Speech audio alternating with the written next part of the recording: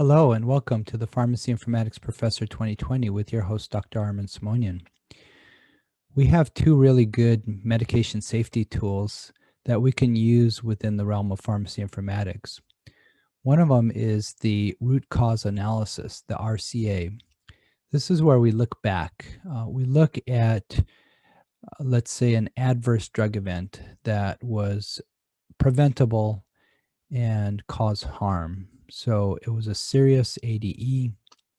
We want to get back and analyze and research and investigate and ask the questions along the way. Why did this happen? Why did that happen? Why did this step happen? Why did this failure happen? And keep asking why until we get to the root cause. What really caused this adverse drug event eventually to occur? When we find out the root cause, then we can go and correct the situation. We can put safeguards into place. We can do education. We can put barriers into place to make sure that that error never occurs again. The other tool that we use is the Fmea. This is the failure modes and effects analysis. And this is done prospectively. So the RCA looks back, the Fmea looks forward. With the Fmea, what you want to do is take a look at something like a new technology that you're implementing and map it out, see how it's going to work, see where the failure points might be, see the consequences of a failure occurring, and then before the technology is even implemented, put in the safeguards, put in the double checks, whatever is needed, the education to make sure that the process occurs in a safe manner, every step occurs in a safe manner, and that we avoid any kind of failures along the way due to poor planning or poor implementation. So this was something that I was involved with at my last place of employment, where we're implementing BCMA, Barcode Medication Administration at the bedside. And before we even implemented the technology, we gathered a team of pharmacists, physicians, nurses, and representatives from other ancillary departments. And we looked at the whole drug distribution system, the medication use process, and we mapped it out within our hospital from start to finish, from the time order was written to the time that the medication was in the nurse's hand at the bedside, ready for scanning and administration to the patient.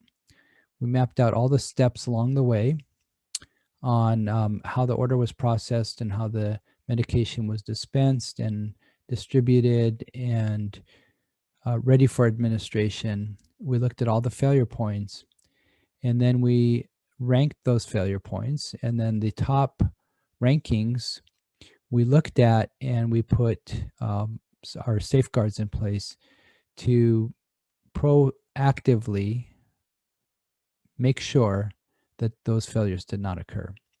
So I recently read an article. This is a Journal Club episode that looks at an article that I'd like to take a look at real quickly here. Let me share my screen and bring up the presentation, which is a very short one today. And this is an article that was written very recently, July 1st, published July 1st, 2021 episode, so hot off the presses. And the title, Failure Modes and Effects Analysis, so that's Fmea, to improve transitions of care in patients discharged on outpatient parenteral antimicrobial therapy. So a very focused area where they did Fmea. But basically, I want to talk about the different steps that are involved. So as I kind of mentioned, you want to create a process map. You want to put all the steps in place that occur within this process. Then you want to identify where the failure points might be. Once you've identified those failure points, then you rank them First of all, you look at the severity. So let's say that failure does occur. What are the consequences of that failure? How severe is it? Is it going to be a nuisance, or could it result in severe harm to the patient? So you want to rank that, put a number to that. The next one you want to look at is occurrence. Is this something that this failure could happen rarely, or it's possible that it could happen every day? So you want to rank the occurrence. If it's something that could happen a lot and it's fairly severe, then this is going to float to the top of your rankings. And then the detection is very important. So can you detect this failure before it occurs? Can you really detect it as it occurs?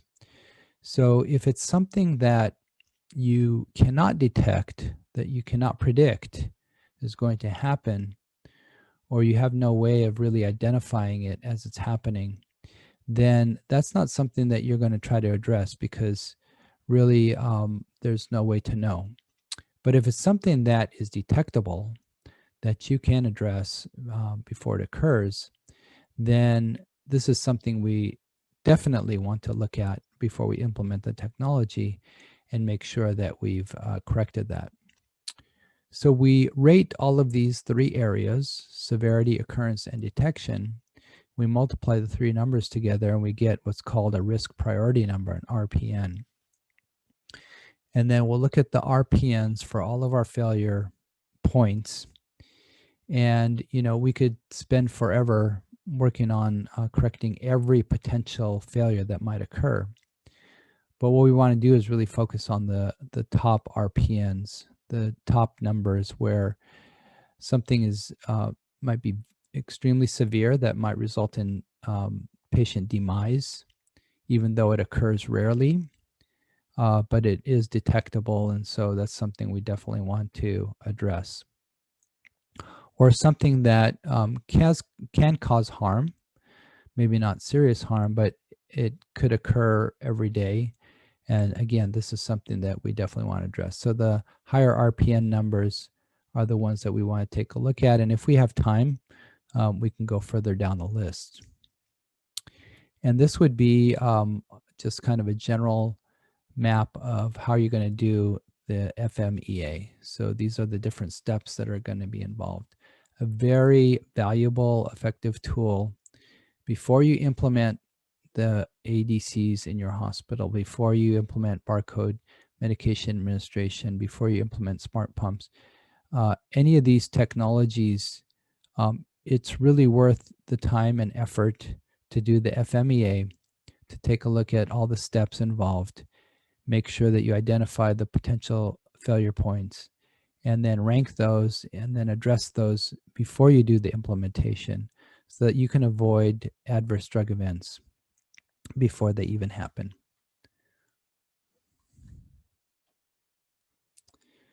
If this was an interesting discussion for you, then please like the video and subscribe to my channel, and I'll thank you for that. And in the meantime, stay safe, stay healthy, look after the health of others. I'll be working on more episodes and hope to see you next time. Take care.